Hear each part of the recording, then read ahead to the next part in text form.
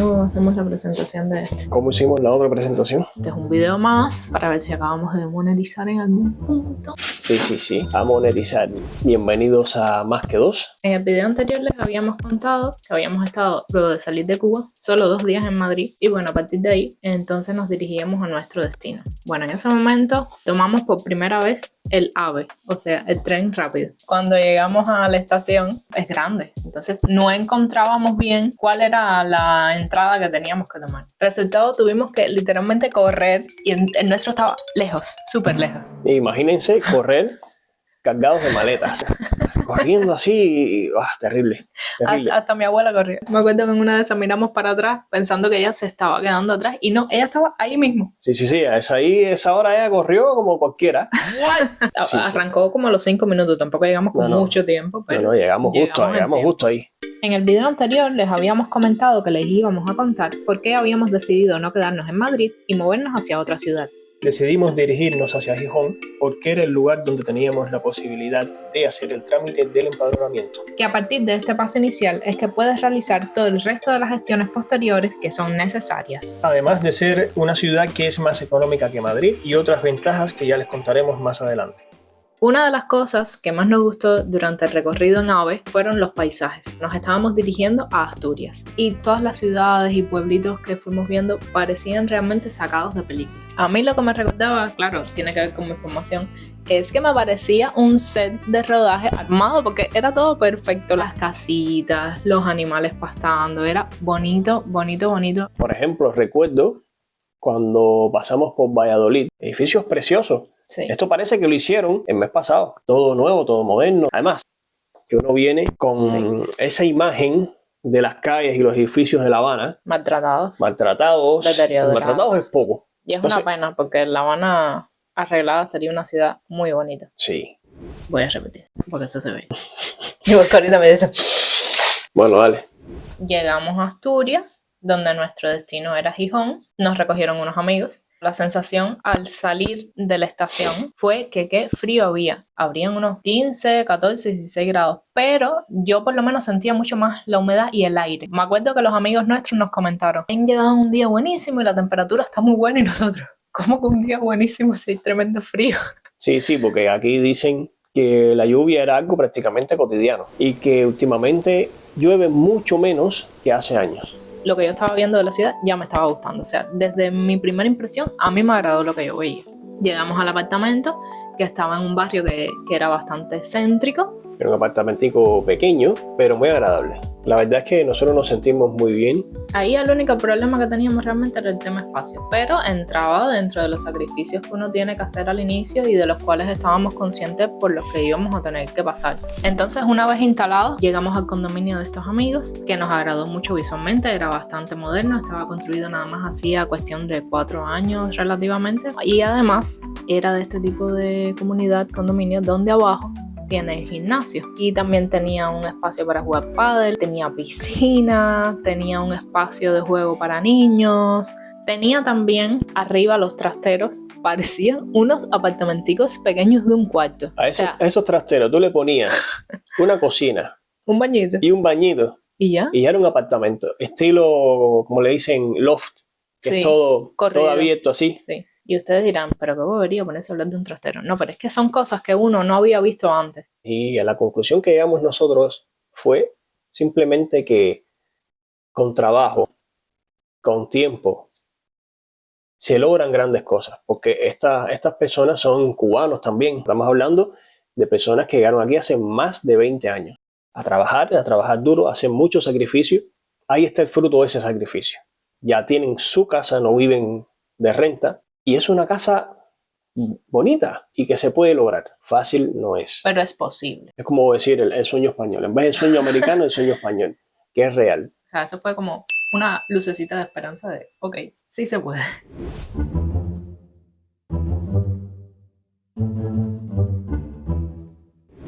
Y nos invitan a comer un restaurante bastante conocido y ahí empezamos a ver las comidas típicas de aquí. Yo, por ejemplo, soy fanática de los quesos, me encanta. En ese sentido estoy en el lugar indicado. Me acuerdo que nos pusieron una tabla de quesos. Quesos que yo nunca había visto. En Cuba conocemos el queso blanco, El queso fundido. el queso fundido Y el mejorcito que es el queso Gouda. Y el cheddar también. Bueno, y eso, ya, 4 quesos. Nosotros, al menos nosotros. Sí. Eso era lo que conocíamos. Y aquí incluso hemos visto tiendas que se especializan en quesos. Las variedades de quesos que hay son las que tú no te imaginas. No, estamos hablando de que fácilmente la producción de quesos aquí debe ser como de 100 tipos de queso o más. Toda la comida. Aquí en Asturias nos han comentado que era abundante. Y este era nuestro primer choque con un restaurante. Y sí, era mucho. Yo probé uno de los platos que son típicos de aquí, que es el cachopo. Carne empanizada, envuelta en queso, jamón. Es como si fuera una versión del Gordon Bleu, pero de carne. Una cosa enorme así, que yo vi aquello y dije, yo creo que esto no lo voy a terminar. Que lo terminé. Sí, Lo terminé. él dice una cosa, pero... Yo eso no lo voy a dejar pasar. Otra de las especializaciones de acá es el tema de las sidras. Y ese día probamos como una especie de sangría de sidra o algo así, que igual estaba exquisito. No se parecía a nada que hubiéramos probado y tenía un sabor único. Habían traído una jarra grande con la sidra y dentro de la sidra habían pedacitos de manzana. Ay, sí, qué rico. Que eso le da un toque así diferente. Si ustedes, personas de este lugar, están viendo este video y quieren que los patrocinen, ellos nos patrocinan a nosotros. Sí, vamos a patrocinarle nosotros a ellos. Si Vaya. quieren que le hagamos promoción, nosotros sin problema vamos de nuevo a comer ahí, sin problema. Pero nosotros no los patrocinamos, usted a nosotros. Una vez que ya nos empezamos a relacionar, a ir a los lugares, empezó el tema de la barrera del lenguaje. Me pones un absorbente, no era absorbente, es pajita. Java, eso sí, no había manera de que pudieran entender qué era. Y entonces uno ahí como, a ver, ¿cómo era? Ah, bolsa, que es como lo dicen aquí. No sé Sí. si se me queda alguna palabra. La parte del portal, que para nosotros portal es una cosa que es la casa que tiene un espacio adelante. Bueno, aquí portal no es eso, aquí portal es simplemente el número y ya. De eso tenemos una anécdota graciosa. Sí, sí. Que estábamos en un mercado y nos piden los datos. Damos la dirección y nos dicen portal. Y le dice mi mamá, no, nosotros portal no tenemos. Y ella se queda así y dice, pero tienen que tener portal. Y nosotros, no, que portal no tenemos. Tú vas a la escalera y hasta la puerta ahí mismo. Le vuelvo a pedir la dirección y decía, Tao 3. Y dice, mira, pero si tienen portal número 3. Nosotros como, portales. No, qué vergüenza.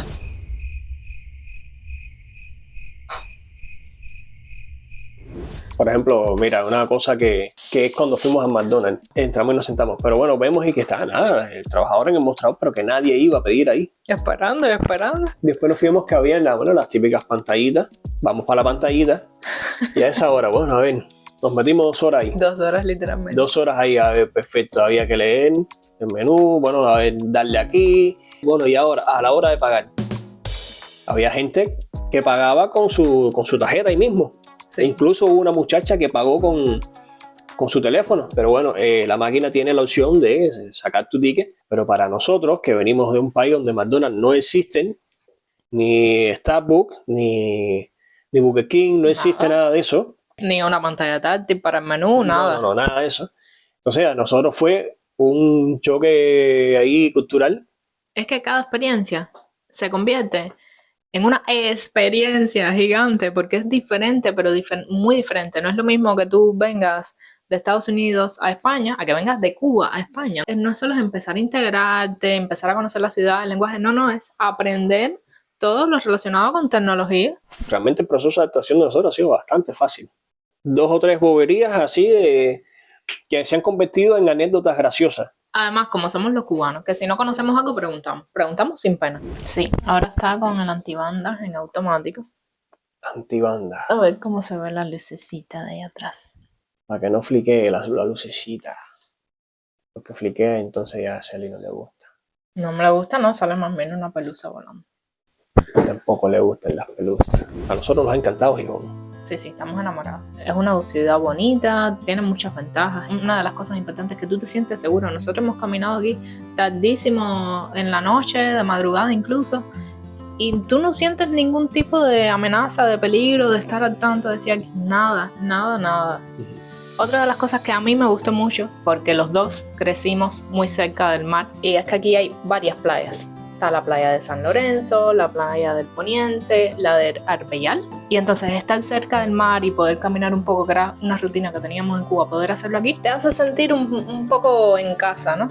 Es una ciudad limpia donde como le decimos en Cuba, cada cesto tiene su clasificación. La gente cumple con eso, tiene esa educación. Entonces es una diferencia que se agradece. Porque el entorno en que tú vives influye en cómo tú te sientes. Porque lamentablemente tú caminas por las calles de La Habana y en cualquier esquina te encuentras un bulto de basura. Aquí no, está todo bien organizado, como debe ser en una ciudad. Es algo simple.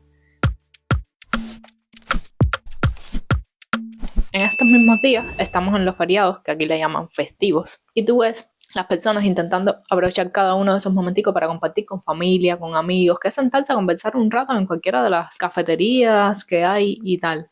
Y eso te habla de cómo piensa la gente aquí, de cómo siente que deben vivir en ese sentido. En este barrio nos quedaba súper cerca un parque que se llama el Parque de los Pericones. Es un parque que es gigante, queda como en una elevación, entonces cuando lo subes completo ves como toda la ciudad hacia abajo. Tiene muchos banquitos, y no solo banquitos, tiene como mesitas, porque la gente suele ir ahí como a celebrar, a compartir. Y esas cosas. Exactamente, incluso vi hasta muchachos estudiando. Aquí yo creo que casi todas las familias tienen un perrito, súper cuidaditos. Además los lugares, tanto cafeterías como mercados y tal, hay muchos que están habilitados para que tú puedas llevar a tu mascota. Se nota que hay leyes de protección animal, hay espacios en cada parque, un espacio dedicado a los perritos, y se nota que los tienen incluidos. No es como la mascota, no, es como que es parte de la familia. Entonces ver eso aquí es como satisfactorio. Por supuesto. No. Por supuesto que no nos acordamos nada.